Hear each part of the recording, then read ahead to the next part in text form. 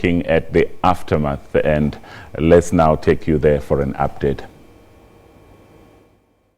Speaking to you now, we do have a privilege of being allowed inside the Seven Angels Ministry, and we'll be speaking to one of the surviving brothers of that brutal attack that took place in the middle of the night on Friday, where we are told that 3 of the 7 angels were gunned down along with 4 other members of this church. But to speak more about what has transpired and how they are looking at life going forward, we now have a pleasure of being joined by Banele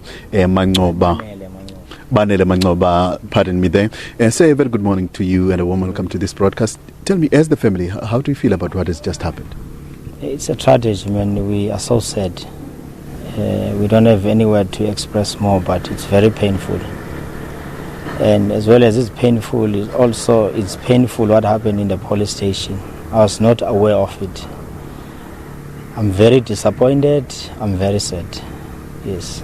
But the church is fingered very strongly on what happened at the police station, which may have led to what transpired on Friday night. What do you say about that, given the fact that the arms they are telling us were found in these premises? Man, I think, in fact, I'm not thinking, Tandazile is one of my eldest brother who was causing the trouble here. I think that was 2016 at the end. We said he must no longer stay here because he was misleading people. So I didn't know if he goes far to have the guns and kill the police. So we didn't know. Even my other 2 brothers, as I understand, they die for nothing. More special Kolisa, yes. So I don't think they were involved in his scam. But he was no longer living here. He came once, and we were so excited seeing him this year. But honestly speaking, I didn't know he was like this. A lot of people would wonder, how did you as the church allow him to enter these premises with a load of guns that are believed to have been taken at the police station? How would you answer that? As I said, I was not aware if he brought guns or what. What I was excited of, that he came for greetings and stuff. So that was my understanding. So I didn't know that there were guns here, so I didn't know at all. And in my understanding, he did this on the purpose, because if you kill someone, how can you keep the weapons, whereas they are looking for it? So I think he knew what he was doing. But the sad thing, he left the problem to me. Now I must clean up the mess. And how are you planning to do that, given the fact that the community has somewhat revolted against you as the church? I mean, we saw, you were here, I'm sure yes. you have seen that. And I can see the community is very angry. But what I will say, it's in any family there's always someone who is not good, someone who doesn't practice what we are practicing. So I would say the community must just forgive us, because it's not all of us that were involved in that attack, no. And also I'm planning to engage with the leaders of the community to explain ourselves as well. And also we are not going to practice any church thing now until we figure out solutions as well as the trial and everything. So we are not going to operate. Talking about the church, I mean, a lot of people have been complaining about the church. There have been a lot of complaints about the church and how it is run. Yeah. And I understand that you had been on record in the past defending what has been happening inside here. Yes. Then in our church, in any church has its own rules. And people came here with different givings, offerings, in other words. So we accept whoever gave us money.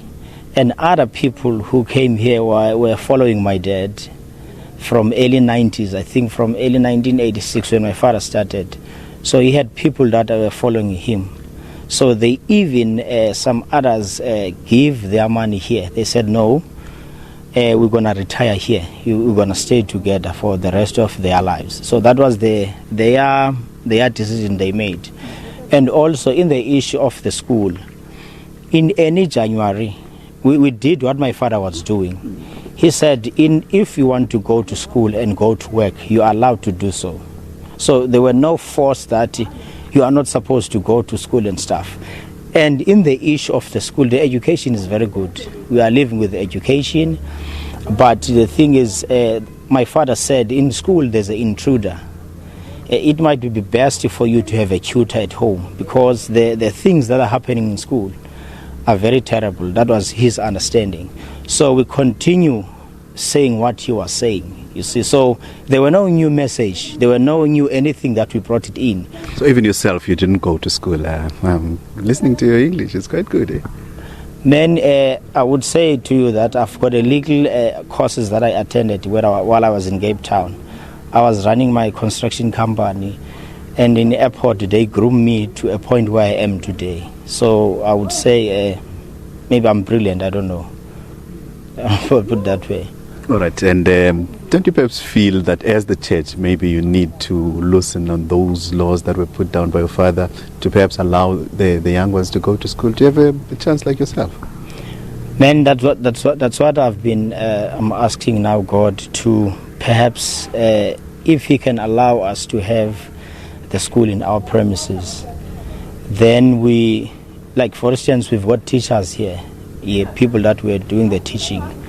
So it will be easier for us to educate them if we are running away from the intruder in schools. But as for where we stand, we never had any confirmation on that children must study here or what. We are going with the word of God, with the Holy Spirit. If God didn't say anything, I cannot move. So I will stand still till He said, okay, you can do this, you cannot do that.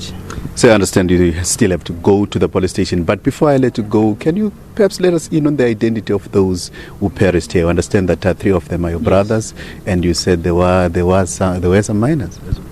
Okay, the older one, Xolisa Mancoba, is my brother, and Thandazile Mancoba, also my brother, and Philile Mancoba was my brother. And then Luzuko, who was shot, he was, I think, 14 years or 15 years. Luzuko Mbedu was also living here with his dad. And Loiso Dlambula from Duja also, he was shot here. How old is he? I think 43. And in my understanding, Loiso Dlambula and also the 15-year-old, they are very humble people. So I think they die for nothing. And also the other one they said is in hospital. So I didn't have a full info of who died. But we just received the pictures of who the people that were shot at here. But on those pictures, they only take a nap for Thandazile and also, I mean, yes, also Vumile Kwela was also shot, and then Siasanga Mvazo as well was shot. So some of them, they were following my brother Thandazile. So the reason we allowed them to come in, they came with Thandazile. And it was like, when you last meet your brother in the other year, you would love to see him now. So we took as our brother, and then we were very excited, not knowing that his intention was. Then you are convinced that Thandazile is the one who attacked the police station? I'm not convinced he is the one. Yes, he is the one. That you know for sure? I'm 100% sure. After I heard this on a Thursday evening, but I hadn't had a time to discuss with him why and what. But a legal info now that's coming in, they said Xolisa was fighting with him. How could you do that? As you know that we are still under the investigation and stuff. So that was it. So if we had time, we'll go on and on and on. But I understand that you have to rush to the police station. Let us allow you to go and do that. Okay. So thank you very much. Okay, thank you, sir. Well, that was one of the leaders of this church. It's one of the surviving angels. His name is Banele Mancoba. And of course, he was letting us in on what has just transpired here on Friday evening, and that led to the death of 3 of his brothers, and of course along with 4 members of this church. And he's saying that among those who perished is a teenager, a 15 or 14-year-old who died under that brutal attack by the police. And we understand that the attack took place right there. Forget about these shacks. It's down on those shiny shacks on the other side. We're told that in here, in this area here, this is where female congregants stayed. But on the other side there, that is where male congregants stayed, and that's where the police went and did the attack. But according to the family members here, they say it was the police officers, contrary to what we heard, that it was the church members who fired gunshots first at the police. The family members here are telling us a different story, that it was actually the police who fired gunshots before they actually, in fact, the brother actually could fire back. But unfortunately, in the aftermath of all that thing, 7 people were dead. And of course, most disturbingly, among them was a 14-year-old boy who also perished on that. But we're still down here on the scene. We're still down on the ground. We'll gather as many different views as we possibly can to try and balance out this story. We understand that the surviving brothers, Ubanele and his brother, whom I also saw here, have to hand themselves over to the police.